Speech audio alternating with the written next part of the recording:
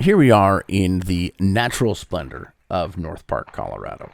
But this story is about the human splendor of North Park, which is Jackson County. You can see it here just south of Wyoming. The human splendor epitomized by the volunteers of Jackson County Search and Rescue.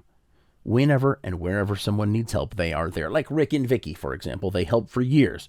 Vicky, one time, saved someone from drowning and then went back to work in her wet clothes.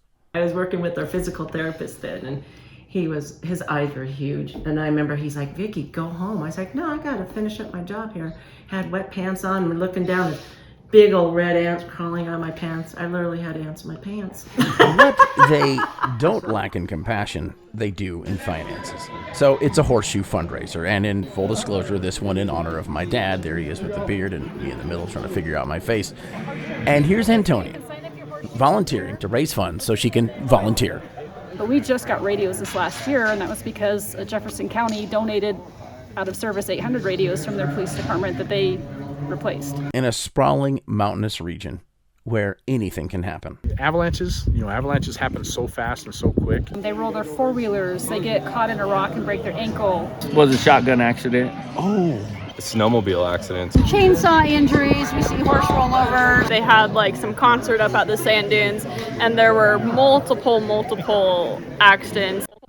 All of these people either volunteer, support, or report on search and rescue. And just to illustrate the task at hand, let's start with the sand dunes. Sand dunes are basically like A different planet.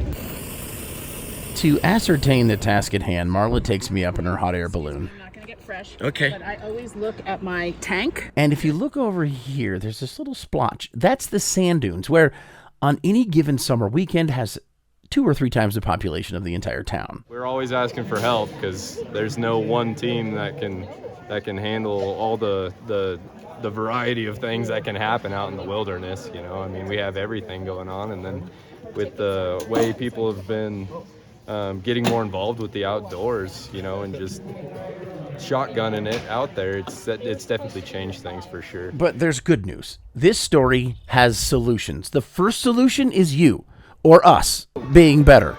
Be smart, prepare for snow always, prepare for cold weather always, and certainly bring some common sense that you don't do stupid things that put you in a bad situation.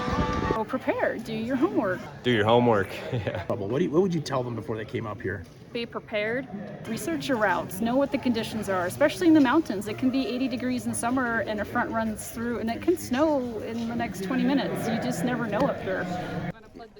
And then there's another solution. This little card you can get online, which I just did. Colorado Parks and Wildlife are going to start taking it over, but there's a card to where if you don't pay your search and rescue fee through a hunting license or an OHV registration, you can get some kind of liability coverage for a search and rescue mission through CORSAR.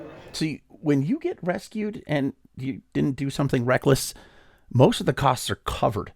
And you can help $12 for a 5-year subscription, if you will, to this card, which really should be the latest fashion item because it does so much. Helping all these people who will help you no matter what. From the summertime hikers, hunters that know the country like the back of their hand, to the snowmobilers that snowmobile everywhere.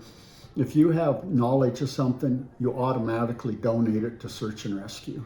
Just like the neighboring Grand County, let him borrow this sled so we could see why we were raising money throwing horseshoes, which, by the way, my horseshoe partner, Different planet. and myself got 4th place and a cool prize donated by the community. Close to 40 groups that have just either donated something or given us money or helped us with a project or just anything. It's pretty cool to be a part of. And then you can get back to the natural splendor. That's me capturing an eagle, catching a fish, and then making unseemly panting noises. Because, to be quite honest, all of the splendor in North Park is pretty breathtaking.